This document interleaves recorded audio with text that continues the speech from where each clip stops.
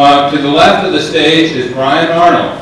Brian is completing his PhD in education, and he currently teaches in Montbello and serves as track coach of the Cherokee Trails High School here in Aurora. Seated next to Brian on his left is Francois Bergen. Francois had a successful career in sales, executive management, and consulting, primarily in Southern California. She has served the past 4 years on the Citizens Advisory Budget Committee and the past 2 years as chair of that committee. To Francois' left is PK Kaiser. PK has run for council before, but he has a BA in agricultural economics, an MA in economics, an MBA in finance, and another MA in accounting. He's a small business owner and has also worked for the Community College of Aurora. Let's welcome the Ward 6 candidate.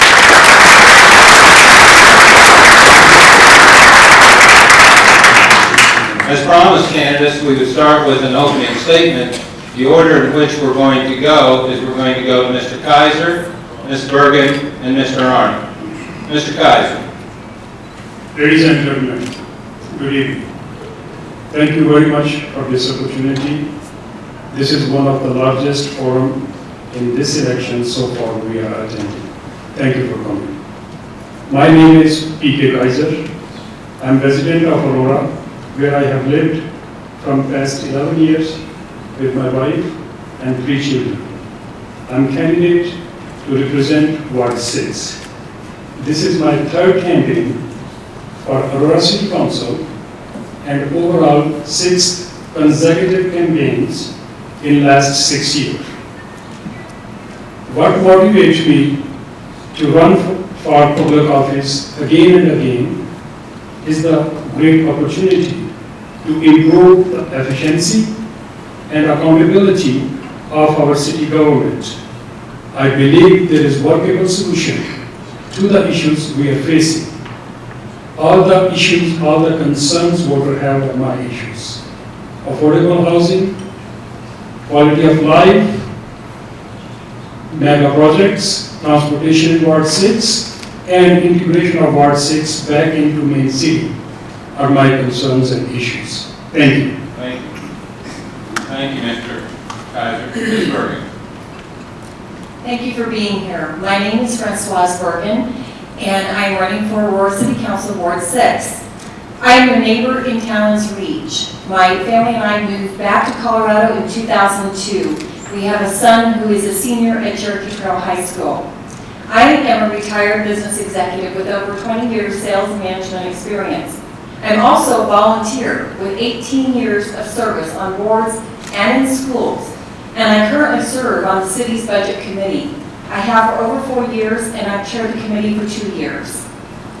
I've tried to spend some time getting to know the concerns of Heritage Eagle Bend residents. I've attended some of your Metro District meetings, and the concerns that I'm hearing are concerns about traffic and roads, especially with new development coming in, median landscaping, public safety, and keeping taxes low.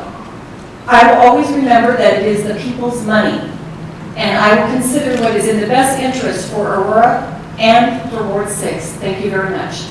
Thank you. Mr. Arnold. Well, hello, my name is Brian Arnold, and I am a native of Colorado. I grew up over on Rapper Road 925. I went to Walnut Hills Elementary School and ended up at Cherry Creek High School. The main goals that I would like to do is what I call the 3 C's, which is collaborate, communicate, and be community-minded. Quality of life is super important to me.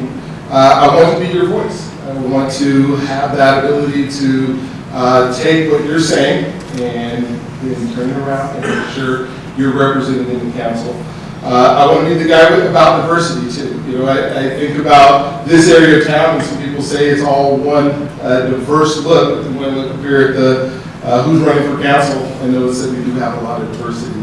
I do have 8 children. The oldest is 27, the youngest is 18, and daughter graduated from Cherokee Trail last year. Yes. And I'm just excited. I do live down in South Rock, And I've lived there for 5 years now, and I look forward to answering your questions. Thank you, Mr. Arnold. Candidates for the questions, I'm going to be asking 2 of you to question, with the exception of one question where I will ask all 3 of you to respond. I will give you the order in which I'm asking the question as to who will go first. And the first question is for Ms. Bergen and Mr. Arnold.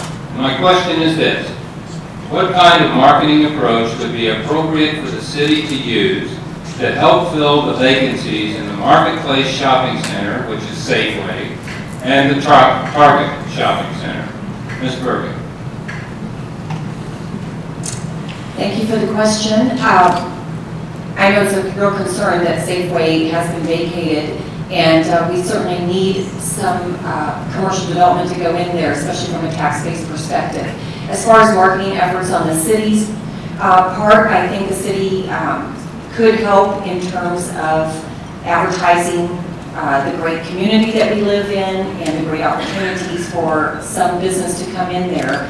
And I don't know what businesses might be interested in that space, but I would say that the city would definitely support putting some marketing efforts behind that. Thank you. Mr. Arnold, same question. Well, yes, I think I had a dream about the Safeway building last night. Most of what I do is based on kids, and I think about kids, I think about children. I work with at-risk youth in foster care, and I'm obviously a teacher. I work at the high school, and I think of places like rec centers or skating rinks or places for them to have outlets. I know what happens when kids don't have an outlet after school, and I think about marketing to that generation, whether it's pop-up tent things that I've seen, or those bouncing houses that are there, or it's skating rinks, or some kind of rec center, or some kind of basketball hoops, or something that will be in line where not only the community can share it, but we keep our kids off the streets as much as possible. And in my dream, it was really cool stuff that we were doing there. So, Thank you, Mr. Arnold. My second question will be for Mr. Kaiser and Ms. Bergen. My question is, what do you feel is the most important issue specific to Ward 6? And what is your plan to address or correct this concern? Thank you for the question. In my opinion, the most important issue at this point in Ward 6 is the transportation. The road condition, road expansion, road planning is the biggest issue. What I will do, I will work around all the other entities, Arapahoe County, Fox Hill, Dove Hill, and make sure those people are on board to update our transport system by improving the road conditions, and we can see how we can integrate our public transportation system into the light rail system. There is different way, but what first priorities goes with the residents of particular area. If they want to, we can develop our public transportation in their neighborhood, but if they opt not to, they want to keep them to themselves, we can think alternative. So the transportation at this point is concern of me about Ward 6. Thank you, Mr. Kaiser. Ms. Bergen? Yes, and I would agree that transportation is probably the top issue in Ward 6, specifically road maintenance and road improvement. And there are concerns for traffic as well. We have a new light at Cherokee Trail High School that's causing a little bit of problems. That would be one thing. I know Heritage Eagle Bend is concerned about traffic coming in and out of this area, especially with new development. Also, just in terms of Gun Club Road, that's been in the talks for a long time in terms of widening Gun Club Road. There had been an agreement with E470 that has expired. It was a 10-year agreement, so we are able to negotiate possibly to have that road widened. We're looking at about a $50 million project for that. So Arapahoe Road is in progress, and that was a joint entity between Centennial, Arapahoe County, and Aurora did also contribute some money. So I think we can do a lot to accomplish our transportation needs. Very good. Thank you. My next question will be for Mr. Arnold and Mr. Kaiser. You heard the mayor make reference to the Gaylord Hotel package that is now under construction. Can you share your thoughts on the city's incentive to bring the Gaylord Hotel to Aurora? And what is the payback or benefit to us in the southeast corner of the city? I definitely 100% agree with the incentives, because I don't think the Gaylord Hotel goes in there without some sort of type of incentive. When I think about 1,400 jobs that will probably be as a result of it, I think of the residents of Southeast Aurora and a lot of the executives, a lot of the regular maintenance workers, a lot of our children will be able to work at that Gaylord Hotel. I think of what it's going to do as far as industry, as far as bringing concerts and bringing conventions and bringing a lot of just activity in the city that hasn't been there for us to be able to take part of. I think the money that the Gaylord is going to bring in is also going to be spent here in Ward 6. I think that as employees of the Gaylord will be coming in and spending their money out here. I also think that new vendors will be out here. I believe new residents that are workers there will be here, and that's going to help our overall economy. Thank you, Mr. Arnold. Mr. Kaiser? Thank you. This is one of a very good question around the city, not just in Ward 6. When I ran for city council was that the Gaylord incentives are not preset. It is just one-to-one incentive. The Gaylord negotiate those incentives with the city. Water vices were not there. But when the issue became a confrontation between Aurora and the rest of the cities, then I stand with my city council and with my city. And now I am in it. Being a student of economics, I can tell you that big projects has trickle-down effects. If there is economic growth in the north, obviously the benefits will be trickled down all around. If there is things other way around, we will suffer. But most part, those big projects in the improving economy have some positive effects, and we will all be benefiting from that. Thank you, Mr. Geiser. The next question will be for Ms. Bergen and Mr. Arnold. How do you answer the question, why are you running? Yes. My husband asks the question every day to me. He's like, can you just get a job that actually pays a lot of money? No, I, as you know, I've been on the budget committee for the past 4 years, and I had a lot of people come to me and say, Bob Room is term limited, you should run for this seat. And as flattering as that is, I really had to do some soul searching and make the decision that was right for my community and for me and my family. And I believe that I'm the most experienced candidate and that can be an asset to city council. So I came to the conclusion that I want to be a public servant and give back to my community. I've been blessed in my life, and I truly want to give back, and I will work extremely hard. Our campaign started in February, and we have not let up, and I will do the same on city council. Thank you, Ms. Bergen. Mr. Arnold? When I thought about running for city council, kids said, no, Dad, we need you here. You think you're old, you are okay. Then I thought about all the different things that I do, and the things that I love to do, and most of it is spent around people. I love people, I love working with people, I love helping make things better. I believe my skill sets in what I've done over the last years as a professor, as a teacher, as a community activist, as a community liaison, have groomed me into a portion of my life. I know there's a time in your life when you want to be significant and you want to contribute, and there's ways to do it.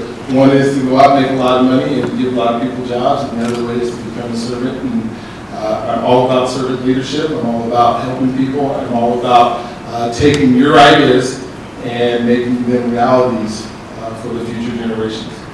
Thank you, Mr. Arnold. The next question will be for Mr. Kaiser and Mr. Arnold. It will come as no surprise to you that our community is very concerned about the traffic on Gartrell Road. What knowledge do you have about the city engineering requirements for things such as traffic lights, four-way stop signs, or roundabouts. And the add-on question to that is, how can there be a four-way stop sign in Rocking Horse and not on Gartrell outside our gate?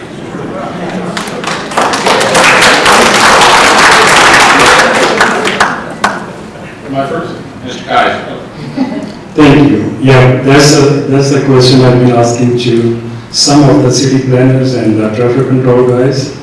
And that's what my opinion is. Ward 6 is far from the epicenter of city council. We are considered to be more part of Douglas, more part of Albert, and less part of Aurora. We need to integrate into the mainstream. And redesigning our road system and traffic is one of them. This system on guardrail is working since there was no development. And now this road is one of the busiest road in the Ward 6. Although it's so small, but it's getting too much traffic because of the commercial development on it and a shortcut from Rockaway towards Eagle Bend. So my opinion is we should redesign this road thoroughly. On one hand side, the speed should be maintained. On the other hand side, the business approaches will be well maintained. Thank you, Mr. Kaiser. Mr. Arnold? It's my understanding that it's all based on traffic flow. It makes zero sense to me why there's not a stop sign in front of your development. I drive by here often and wonder why people are flying by. If elected, I definitely will try to do everything I can to make sure that that happens. When we're such a new community, I'm not sure when planners go out and other developers pretty much own the roads until a certain amount of time, the Metro District own the roads until a certain amount of time when the city gets to take those over. When they plan those developments, they plan on the traffic flow that they think there's going to be. Then the study has to come down, they put the little tracks down, and then from those, they find out how much traffic flow is going, they track it on accidents, many different factors that go into deciding whether a stop sign or traffic light goes in. Traffic lights seem to be very expensive, so it's something that's looked at the overall budget of the entire city as to whether a traffic light should be put in or not. Thank you, Mr. Arnold. This next question is for Ms. Bergen and Mr. Kaiser. Ms. Bergen, we have an extremely ugly, undeveloped median on the Aurora Parkway. It impacts our property values. Conversations with the city have been attempted, yet the median remains unimproved. How can the city council help us? I am also very frustrated with our medians on Arapahoe Road and Aurora Parkway. That's a huge concern to me, and I think city council can impact that. There are 10 votes on city council. However, the developers in our area actually put in the infrastructure, and then the city is responsible for the maintenance of those center medians.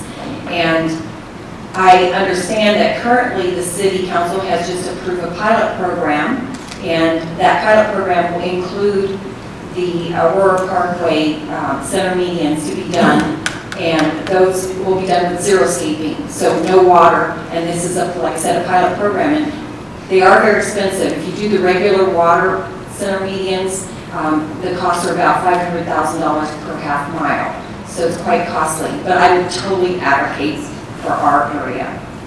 Thank you, Ms. Bergen. Mr. Kaiser? Thank you. Actually, as I said before regarding the guardrail, the south side of the city roads need to be redesigned. The current structure is based on the county structure or the countryside structure when it was originally the country roads, and we have just paved and make it a little bigger.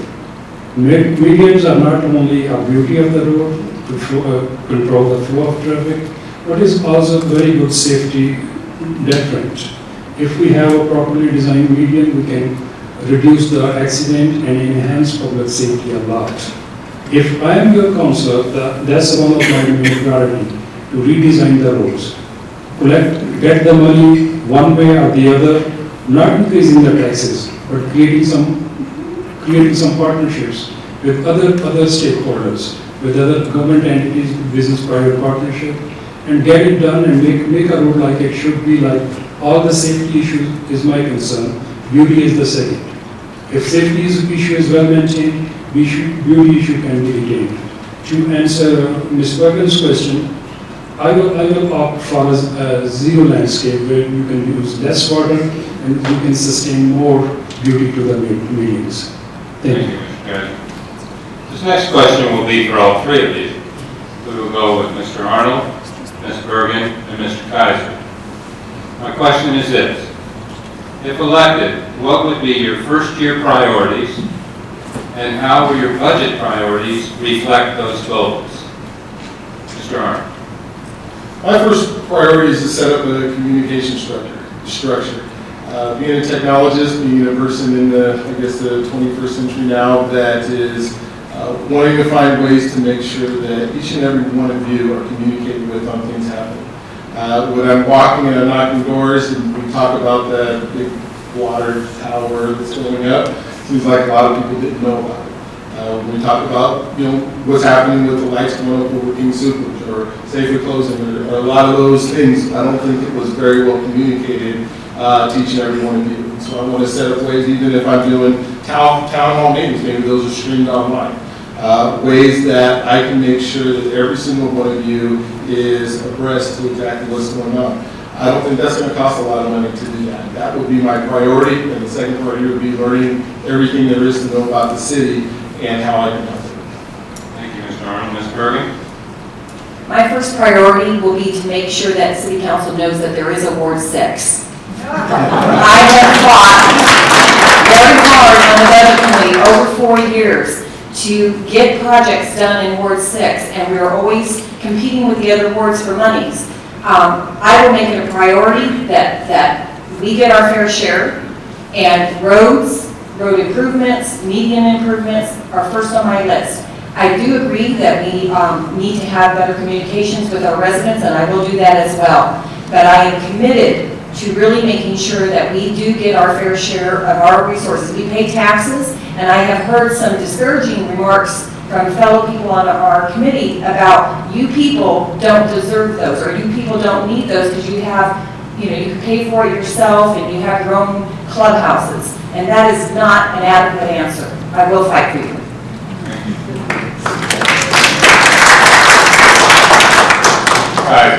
Thank you. Well, my first priority being the real person who talks real talks and who demand real results and the tangible results which can be seen is the road and transportation improvement in Ward 6.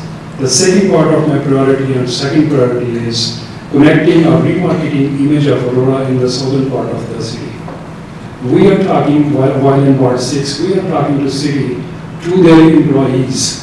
I will make sure while in Ward 6, we will talk to our elected officials for this to get job done. Currently, there is a communication gap. I agree with Mr. Arnold and Ms. Bergen. We need to bridge that gap. Those gaps could be bridged with the better communication, better intention, and working together. And I will do this way. I am part of it. Thank you. Thank you, Mr. Chairman. Now, candidates, it's time for our closing statements. We will go in the order of Ms. Bergen, Mr. Arnold, and Mr. Kaiser. Ms. Bergen. Well, thank you again for this opportunity, and thank you, Bob Rowe, for your service.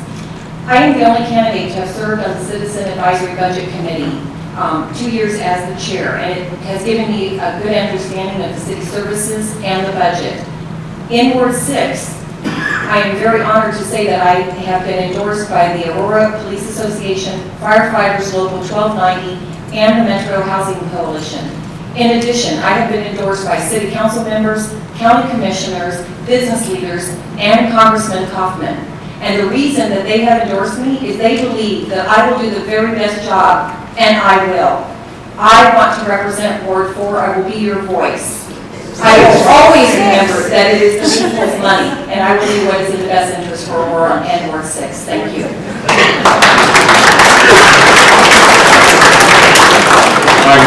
If I can call Kansas, Colorado, you can call 6-4. Mr. Arnold. Well, when I think about the whole city of Aurora, I think what a great, incredible city that we have. I think about the residents that are here and all that you do. And I would ask for your help.